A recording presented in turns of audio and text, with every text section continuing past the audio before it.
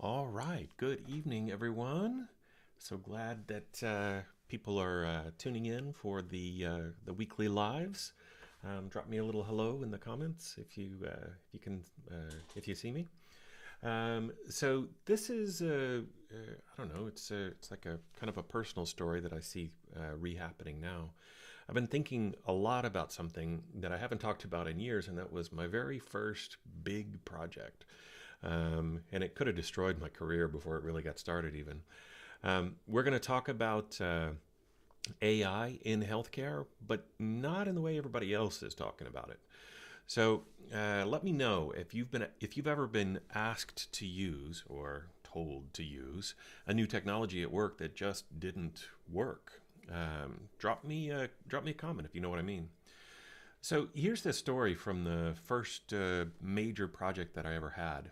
So this is back in 2004, my first major electronic patient record thing. The project just before mine had completely failed. So here's what happened. The hospital forced all the nurses to use tablet computers to document everything. So the computers themselves were heavy, they were clunky, they're difficult. The software on them didn't match the workflow. It was a really, really bad fit, but it was required, right? Everyone's going to use this. So what happened? Well, one afternoon, something happened all over the hospital at the same time. Almost every almost every single one of those tablets broke. Um, at the same time of day, nurses accidentally dropped some of those tablets into toilets. They had accidentally spilled urine and other fluids on them. They accidentally broke them in other fashions, but it all happened like at the stroke of two in the afternoon. Poof, everything was broken. And now nobody has to use the system. So it's pretty obvious what the nurses did. They didn't want to use that system. And I know what you might think, that those people were just being difficult, right? No. Those people, those nurses, were protecting their patients. They knew that the technology didn't work. They knew something the technology people didn't. And forcing them to use this broken technology would take time away from their patient care, would actually degrade their patient care. They would miss critical changes, patients would suffer. And in this case, it was a children's hospital. So it seems even a little worse, to make children suffer just so that we can prove everybody can use this new piece of tech. That's the thing about clinical people. We have this instinct that can't be faked or taught in a boot camp. And the instinct is to protect patients, even when it costs us directly. Everybody who broke those tablets at that hospital that afternoon, they were all taking the jobs in their hands, right? Maybe they'll fire us all. But it was worth it to them because of the risk that it represented to the patients. So my project came right after that failure. So the pressure was insane to prove that this really works, to actually get it right, because we're not going to be able to force it. We're not going to be able to make people do it. Um, so here's what I learned during that first job. I spent months learning all the technical stuff. I remember distinctly it was 9 months in, um, before I had my first full day where I did not say, "What's that?" Because the technical stuff seemed to be never ending and ongoing and whatever else. Talking about electronic patient records, databases, workflows, integrations, all that stuff. I thought that that was really the hard part. And the truth is that technical stuff, that's the easy part. The people were hard. The people were everything. It matters because you can build the most amazing technology stuff, having totally mastered all the tech. But if the clinical people, the nurses and doctors, don't trust it, if they see it as a threat to patient safety, it's going to fail. Even if they have to throw the device in the damn toilet, it's going to fail. And right now, I'm watching the exact same thing happen with AI. So here's what's happening right now. The news that people aren't talking about is, like, just this last month, a major patient safety organization named Insufficient AI Governance as a top clinical safety risk for 2025. And it's creating problems with liability. In April, the Federation of State Medical Boards said if AI makes a mistake, the clinician is liable, not the developer. So think about that. They're telling you that you're responsible for AI decisions, but you didn't train the AI. You don't know how it works. You can't see inside. You can't fix it. So right now, it's creating an obvious natural problem, and there's a scramble. AI companies made in this year alone 600 million on ambient documentation tools. That's just so far. The year's not even over yet, and they're desperately now trying to hire clinical professionals for that clinical oversight because they just can't fake it. They can't create it in the machine.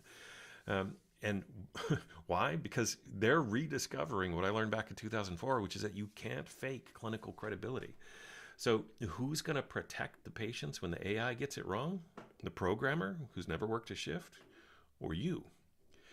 So right now, specifically the pattern that's repeating, back in 2004 when I was starting out with this stuff, EPRs, electronic patient records, electronic medical records, they were optional.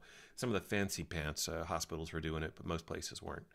By 2008, they were a financial mandate. Organizations were left scrambling, right? So right now, AI is optional.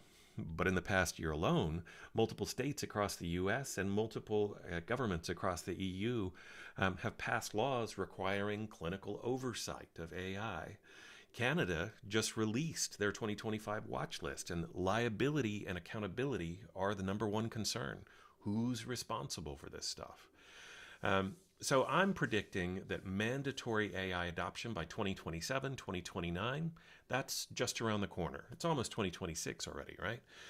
It's going to be just like it was for patient records, which means that right now, this moment is the moment to position yourself. This is the time.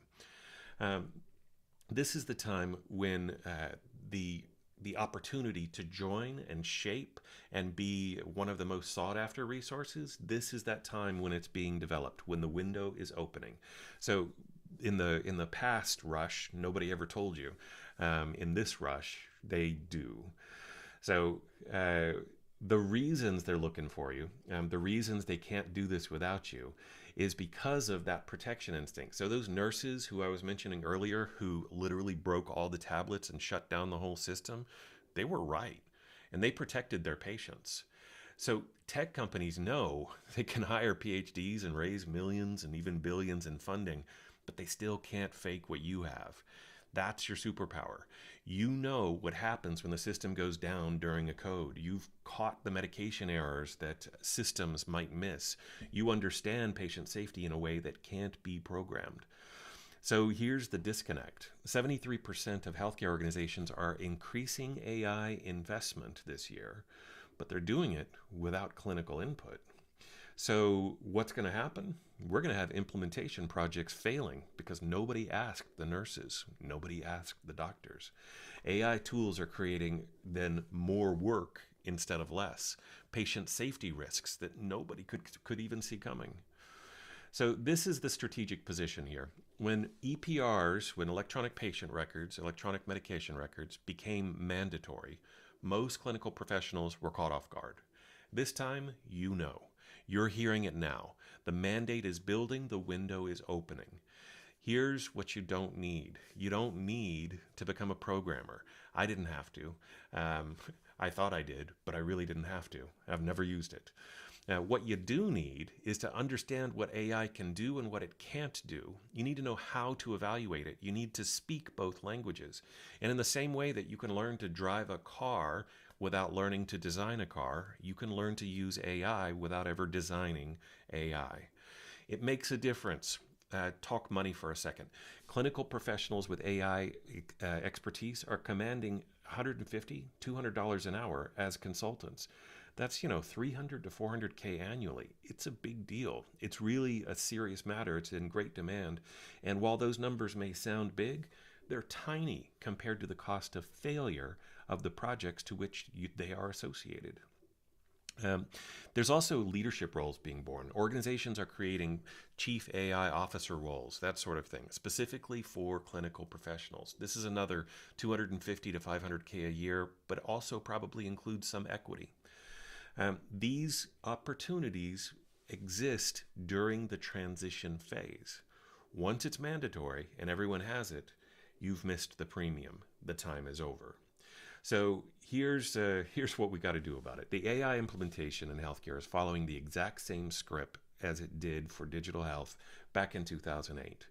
Are you going to watch it happen to you, or are you going to position yourself strategically?